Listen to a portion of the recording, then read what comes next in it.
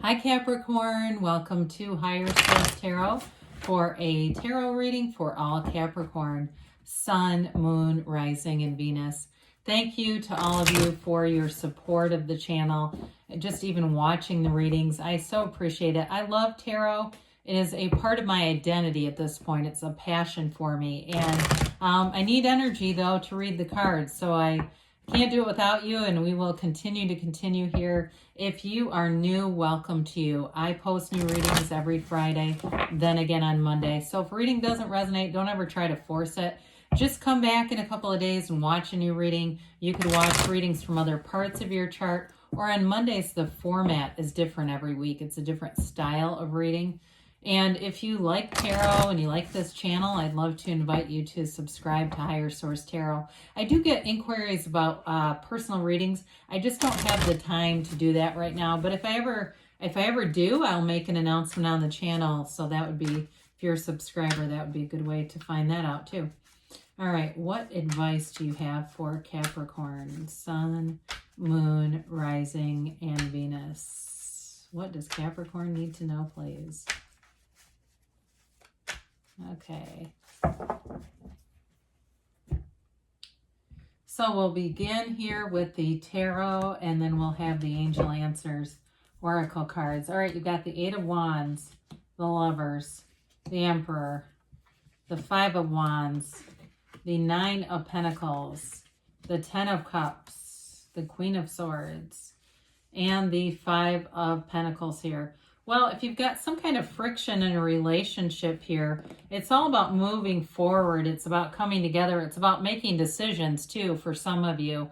If you've got, it's like right here, these two fives that align. It's always so interesting the way the cards come out. You know, it's like you're walking away from any conflicts. And if it's not, now you've got Gemini and Aries here, okay, as predominant energies. You've got all the, all signs really, but those two are here. So it does feel like if there's something going on there, like a conflict with another person, there may be somebody in your life that feels like the Emperor, kind of a no nonsense, but a very, they're very steadfast in their ways, difficult to change this kind of energy. That may be part of it, but I do feel like the Lovers brings in a really nice softening agent to this.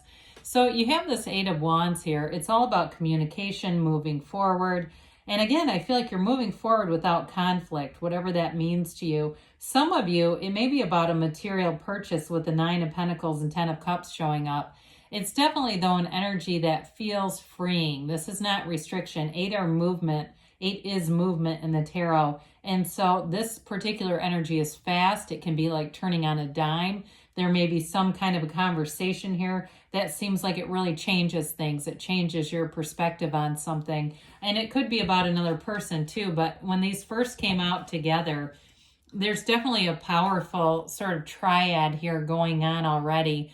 And I do feel like it's sort of that combination of, you know, your heart and brain, heart, mind, coherence, some resonance issues there, getting those two to be in sync with one another. So, because when we have the brain taking the day shift and the heart taking the night, we don't feel much balance. But with the Lovers, this is about just that, really. It's a card of making choices, but those choices move you along in this evolution of what you really are on that soul level. It's really about your conscious mind, which is Adam, influencing the subconscious, which is Eve, which in turn, your subconscious is communicating with the divine, with non-physical energy.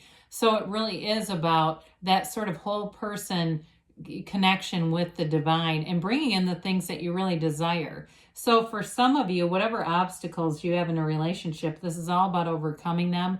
It's like love prevails here. It's also, too, a card of not giving into temptations. Okay, you see how that serpent is over Eve's shoulder? She doesn't worry about it. She's not looking at that. She's looking at the angel. She's looking at Archangel Raphael. So it's being divinely protected and guided. In this energy, you don't make choices that bring you into temptation. It's also, too, though, a card that represents being centered with source energy. is the way that we stay protected. When we get centered with the ego, that's when we experience suffering. And so it really is delivering you in all areas of your life into a place where you've got a nice unconditional energy, where you're not held and tied to conditions. It's like the end of materialism for some of you. So it doesn't mean that you don't like nice things. I say that in the way of more like a scientific thing, I guess. But with the Emperor here, we talked briefly in the beginning about this. If it's an energy around you, somebody who is very set in their ways, possibly. But for others of you, and if that's the case, I don't see you trying to tangle with them. If you have somebody that you know is a real hard ass, this tarot gives you guidance, right? It's your best friend that tells you the truth. This may be that time where you navigate around them rather than trying to convince them of something. However, for others of you, it is a driving force in terms of being successful, of bringing in money. He's wealthy. And it does feel like when you set goals and intentions in this energy, you have an unwavering commitment here. Now, in terms of commitments too, in terms of partnership and commitments, when you have somebody like this in your life, so maybe not the the more like centered and set in their ways type of energy, but if it's a partner for you, it can be someone who's incredibly loyal, okay? The Emperor's very loyal to his Empress. So I don't want to paint him as a negative card. He's also wise. That's the other thing too. He carries that staff that represents his Empress, okay? So, and he's got the stream of consciousness. It's just very tiny in his card. But with this Five of Wands, for some of you, again, there's a conflict here, but I see it with the Five of Pentacles too. It's turning away from it. This can be, though, it can be a card of seeking adventure, kind of wanting to mix things up. But I do feel like there's a caution about that in this energy, just not wanting to create too much conflict. So if there's somebody around you and you go, oh, I know who likes to mix it up, I'm going to stay away from them because I don't want to get pulled into the middle of this. So again, the Five of Wands here can be an energy of drama and things like that. But I do see you with the Nine of Pentacles being more centered in this kind of energy. Plus with that Queen of Swords, she doesn't entertain that stuff either. The Nine of Pentacles is all about wealth. It's about building an abundant lifestyle. So it's having good friends around you. It's having monetary things that you desire. Again, with that Ten of Cups, that's a very subjective card, and we'll talk about that in a minute. But this can certainly be acquiring physical properties that feel exciting. It feels like achievement. It feels like success. It's like that first time you get a brand new car and you go, this is what it feels like to own my own brand new car, right? She has no cares in the world. Now, this can be a card of the single lady, but for some of you, you do have a relationship here, and there's no doubt about that. So it doesn't necessarily have to be. We always have to consider the other cards around this, because you have the happy family, you've got the lovers, obviously, you've got committed energies around you. So again, it comes through to me more about physical manifestations of wealth, abundance, prosperity, success, okay? So there's an acknowledgement there of success and wealth and abundance. You have here this Ten of Cups, and it is the happy family card, but it's like celebration as well. So it can be other areas of just really feeling achievement.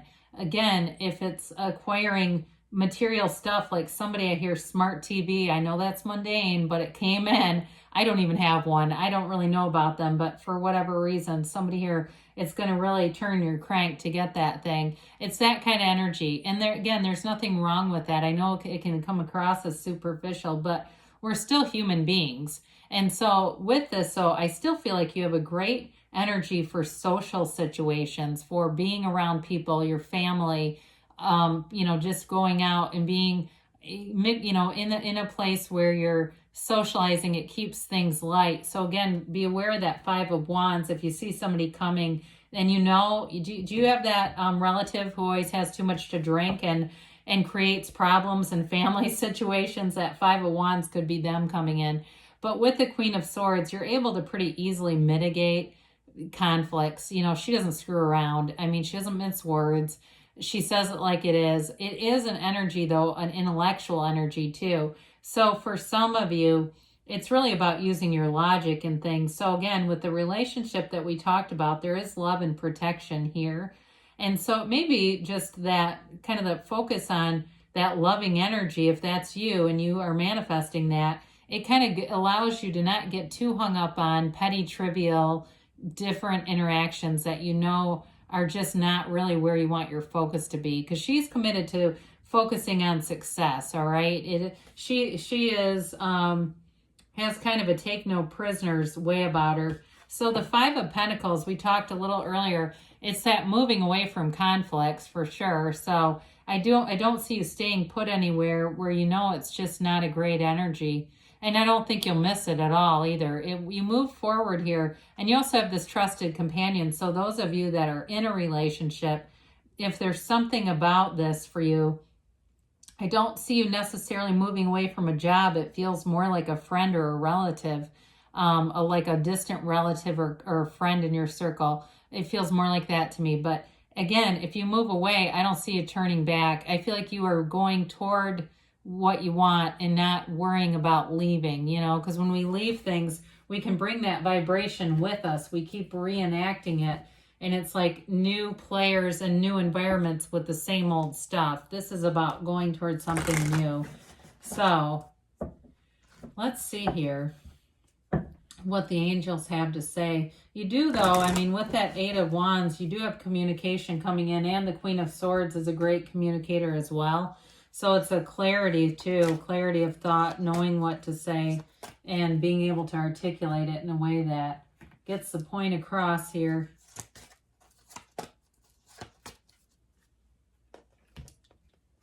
All right, you've got no need to worry. So if you are concerned about a conflict with somebody, I do see you just moving through it. I just don't see you being too hung up on it.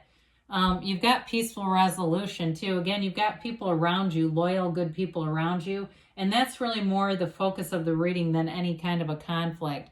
And there's forgiveness, and that's part of it. You know, Wayne Dyer talks about the scent of a violet, I was going to say violet. The scent of a lilac on the heel that crushed it is the scent of forgiveness. It's always an interesting concept, but within the next few months. So definitely there's things moving forward here, and you've got a yes. So good things are coming for you, Capricorn. I love you, and I'll be back again soon.